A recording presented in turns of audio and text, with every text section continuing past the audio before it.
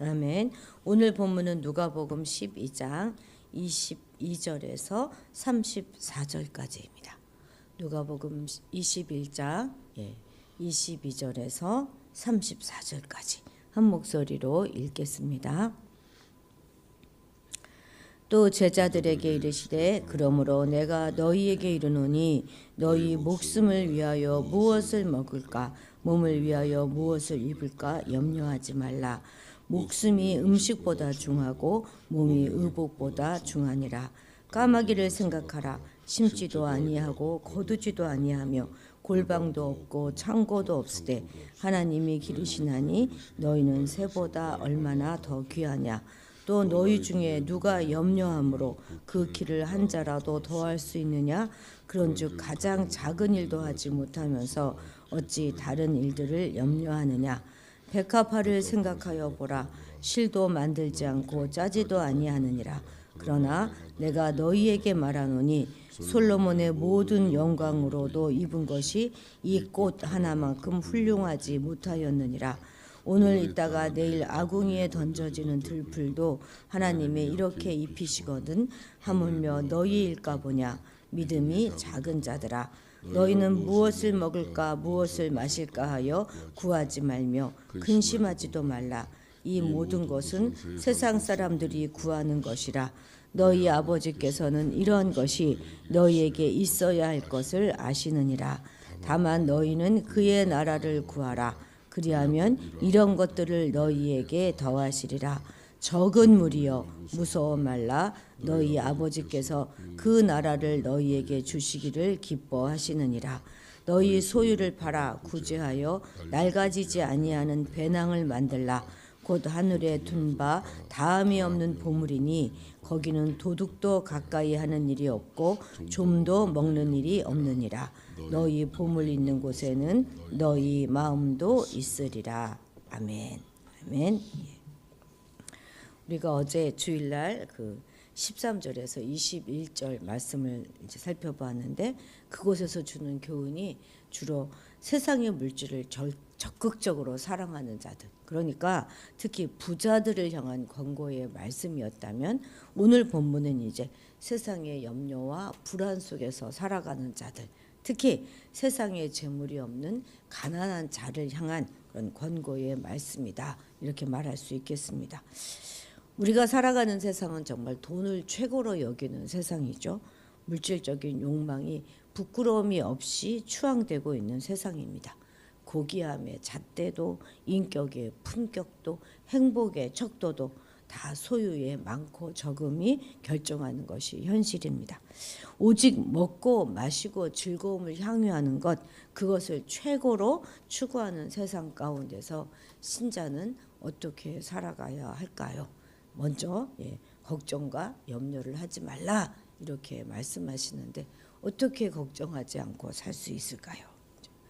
그렇다고 오늘 본문이 전혀 염려하면 안 된다, 이렇게 말하고 있는 것은 아닙니다.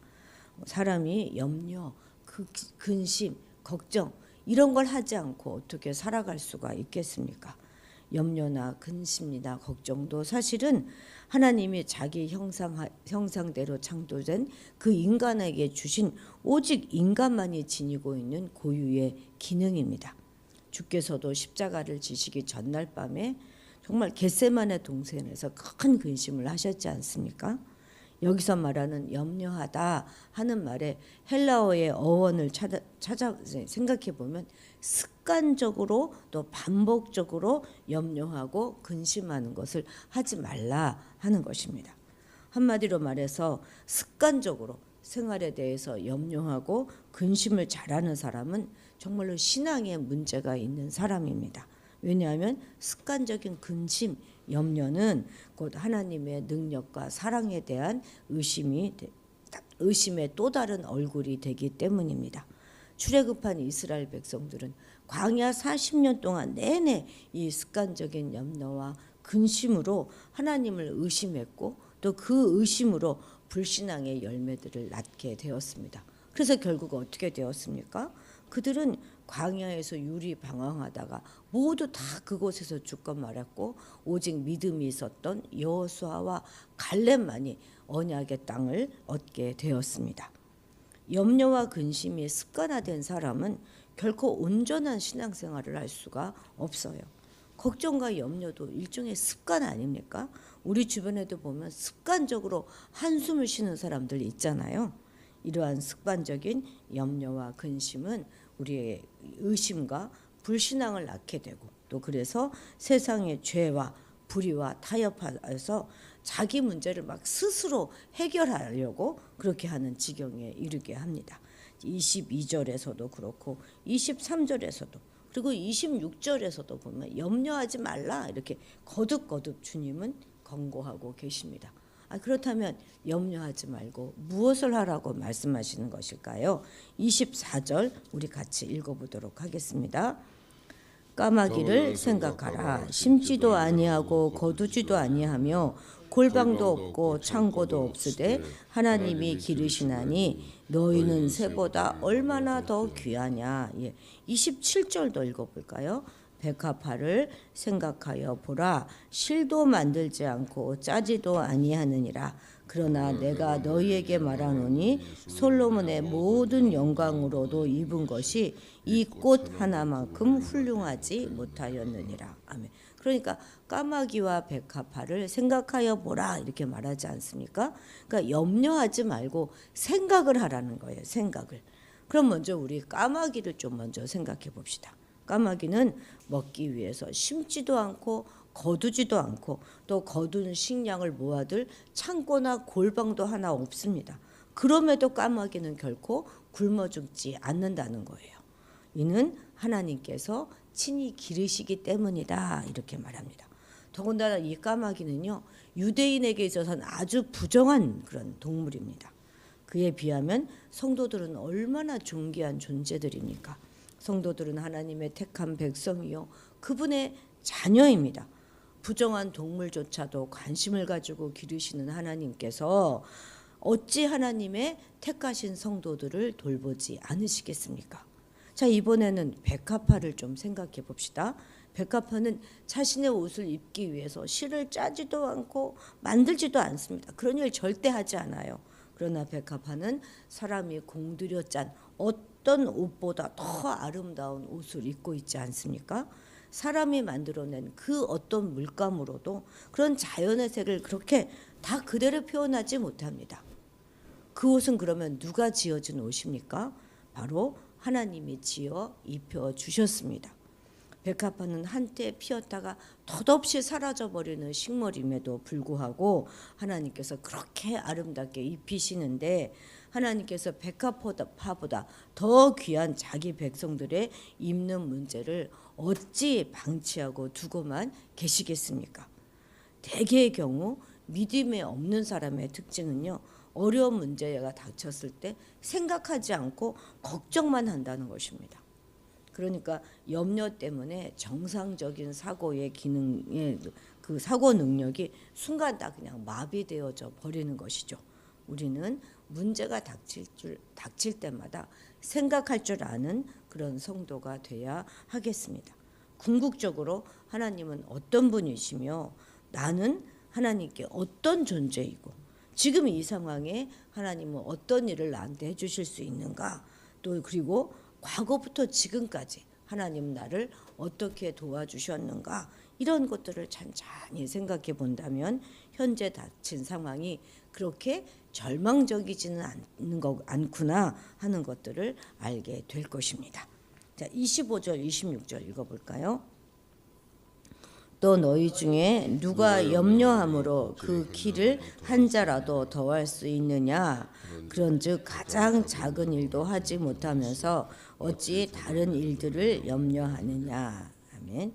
여기 그 키에 보면 일하고 이렇게 주가 달려 있잖아요. 보면 목숨 이렇게 되어 있습니다. 그러니까 학자에 따라서는 이 여기 말하는 키를 진짜 우리의 키, 이 신장으로 보기도 하고 또는 생명으로 보기도 합니다. 그러니까 어떤 경우든지 염려해서 키를 1cm도 더 늘리게 할 수 없고 또 일각이라도 생명을 더 연장할 수 없는 연약한 존재가 우리 인간이다 이렇게 말씀하는 거예요. 정말로 인간이 염려함으로 이 작은 일도 능히 해결할 수 없는데 왜 다른 것들을 다 염려하느냐 이렇게 책명하고 계시는 것입니다.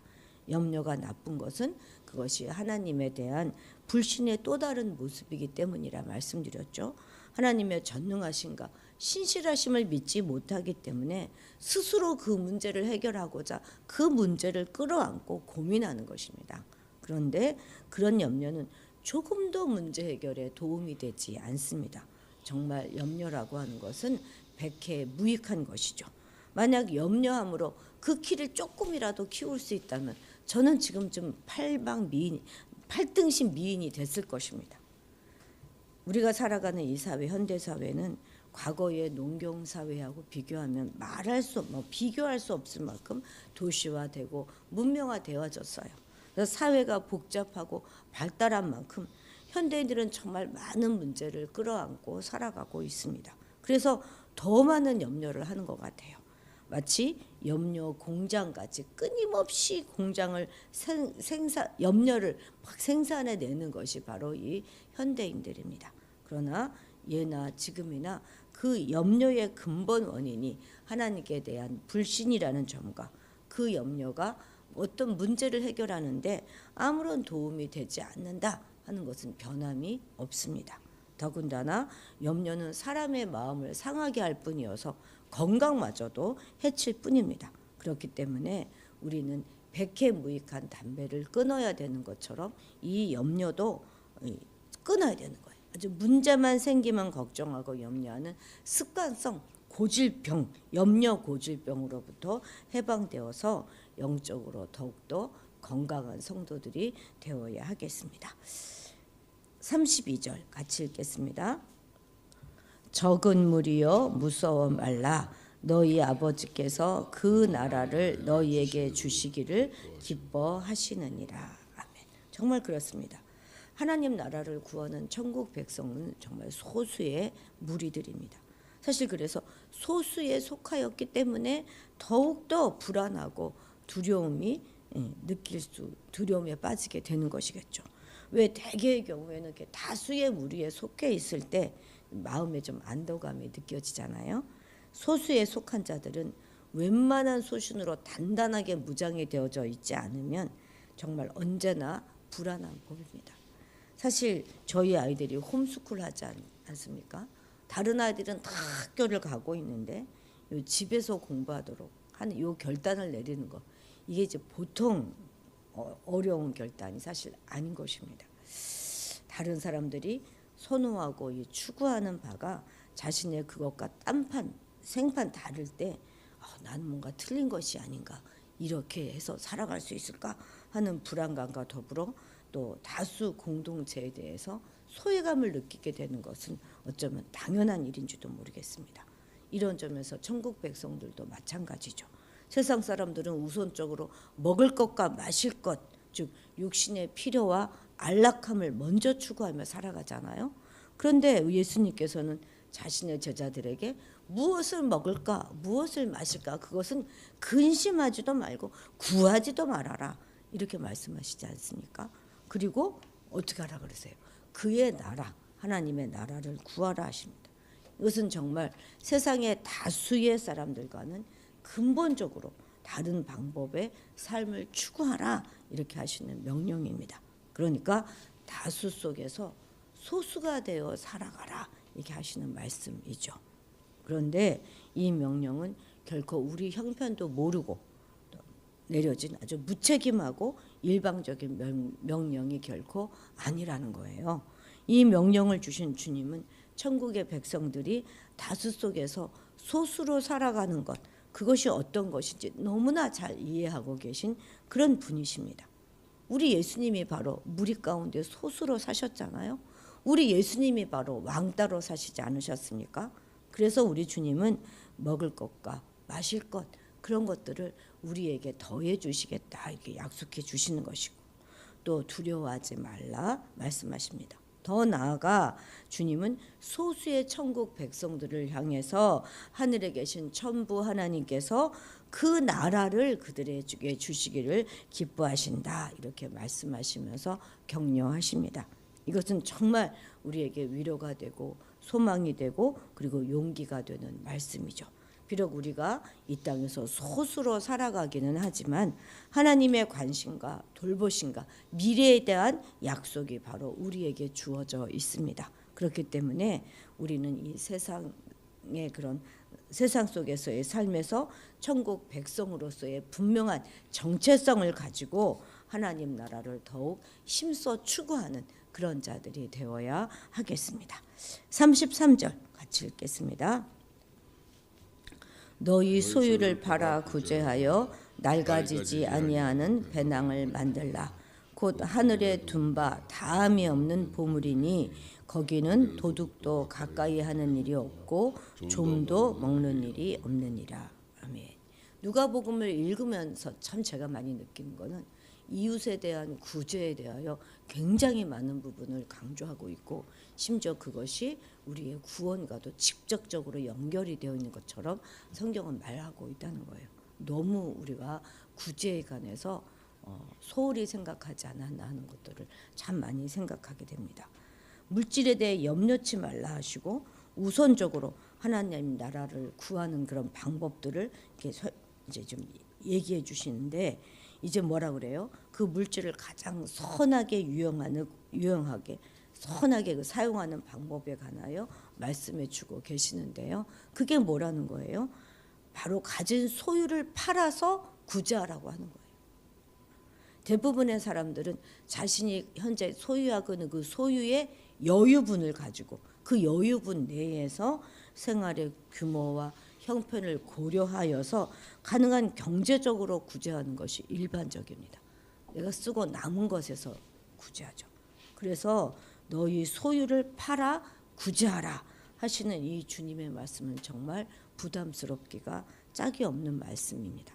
그러나 우리 교회에게도 이 말씀은 참으로 도전이 되는 말씀이 되어야 합니다. 우리 개인에게도 마찬가지고 이제 우리는 우리 앞가름하기에만 급급한 것이 아니라 더 많은 이웃들을 돕고 세우는 일을 해야 할 것입니다. 지금 주님께서는 소유를 팔아서 있는 소유를 팔아까지 구제하는 행위를 무엇으로 묘사하고 있습니까? 바로 그것이 낡아지지 않는 주머니를 만드는 행위, 하늘의 보물을 보관하는 그 행위로 묘사하고 계십니다. 그리고 그 하늘에 보관한 보물은 결코 소비되는 일도 없고 도적을 맞을 염려도 없고 좀이 먹어 상하게 되는 일도 없다 이렇게 말씀하십니다. 결국 주님은 소유를 팔아 가난한 자를 돕는 그 구제가 궁극적으로는 소비가 아니라는 거예요. 그것이 바로 저축이다 이렇게 깨우쳐 주고 계시는 것입니다. 지혜로운 사람들은 모든 수입을 다 소비로 지출하지 않고 은행에 저축하면서 미래를 대비합니다. 현재 물질을 다 소비함으로써 당장의 즐거움을 누리는 것보다 당장은 조금 불편해도 불확실한 미래를 위해서 대비해 두는 편을 택하는 것이죠. 또 그런 사람은 미래를 위해서 저축하는 그것이 현재의 삶 속에서도 굉장히 안도감과 만족감을 주는 것을 늘 체험하게 됩니다. 그러나 은행에 돈을 보관하는 것보다도 가난한 자를 위해서 물질을 사용하는 그것이 보다 확실한 저축이고 미래를 위한 그것도 우리 자녀들을 위한 가장 확실한 대비다 하는 것을 우리는 알 수 있는 것이죠.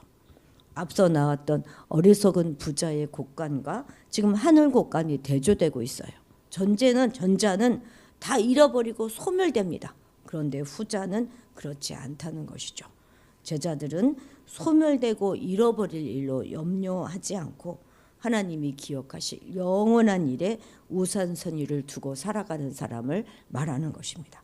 그것이 바로 보물이 있는 곳에 마음도 있다 하는 말씀인 것입니다. 부자의 마음은 재물을 따랐고 제자들의 마음은 하나님 나라를 따르도록 명령을 받고 있는 것이죠. 그렇습니다. 하나님은 물질적인 욕구를 넘어서 사랑으로 넘치는 그런 나라를 꿈꾸고 계십니다. 우리는 어려운 이웃을 위해서 그래서 적극적으로 손을 펴야 할 것입니다. 바로 그것이 하늘 보물주머니를 채우며 살아가는 길임을 다시 한번 깨닫는 오늘이 되시기를 바랍니다. 기도하시겠습니다. 감사하신 하나님 아버지, 우리의 삶이 우리를 속일지라도 우리는 걱정하고 염려하는 것이 아니라 오직 아버지 하나님을 바라는 믿음으로 살아가게 하옵소서. 지금까지 어려운 고비고비마다 하나님께서 어떻게 도와주셨는지, 어떻게 동행하셨는지 늘 기억하게 하시고 그 크신 사랑 안에서 주를 신뢰하며 살아가게 하옵소서. 다수의 세상 사람 가운데 섞여 살아가는 소수의 성도들이 우리의 연약함을 바라보고 주눅드는 것이 아니라 주님의 말씀으로 살아가기에 소수인 우리가 마침내 승리할 것을 세상 가운데 증명해 보이는 삶을 살아가게 하옵소서. 이웃에게 보다 적극적인 도움을 펼치며 살아가는 것이 주의 뜻임을 다시 한번 기억하게 하시고 하늘 주머니를 채우며 하늘의 보화를 쌓아가는 그런 삶을 살아갈 수 있도록 도와주옵소서. 감사드리며 예수님의 이름으로 기도드렸습니다. 아멘. 아멘. 오늘은 나라를 위해서 기도하는 날이죠. 더욱 열심히 마지막까지 우리가 더 열심히 기도해야 하겠습니다. 교회를 위해서 기도해 주실 때 임직식 위에 기도해 주시고 이번 주 금요일 날 이제 어린이들과 함께하는 연합 기도회인데요. 이런 기도회를 통하여서 아이들이 적극적으로 기도를 조금 구체적으로 배워가고 또 그럴 수 있도록 기도해 주시기 바랍니다. 고3을 위해서도 기도해 주시고 또 정지훈 이제 육도 회복되어야 되겠지만 영도 하나님 안에서 회복될 수 있기를 위해서 꼭 기도해 주시고 또 어르신들의 건강을 위해서도 기도해 주시기 바랍니다. 우리 다 같이 주님의 이름을 크게 부르고 기도의 자리로 나아가도록 하겠습니다. 주여!